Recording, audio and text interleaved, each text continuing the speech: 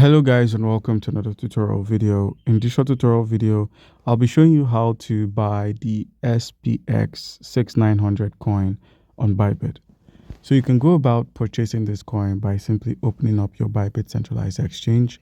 Once you've opened up Bybit, make sure you have a verified account. If you do not, our link would be in the description of the video so you can register and verify. Alright, so once you're on Bybit, how can you buy the token? A direct buy is not possible, but what you can do is you could simply use your available cryptocurrency. That's at the assets menu at the bottom right corner of your screen. You could simply use your available USDT or cryptocurrency to simply convert it from, let's say, Bitcoin into the SPX 6900, Ethereum into the SPX 6900, BNB into the same token. But let's say you don't have any of these cryptocurrencies on your wallet and you're wondering how you can go about getting them here. That's how you can deposit. All you need to do is click the deposit at the home section on Bybit, and you're met with two options or three. You could deposit via the P2P option, which involves giving your local currency. That's, let's say, your Rwanda local currency, your US dollar. You could simply give this in exchange for cryptocurrency. It works the same with your Visa or MasterCard.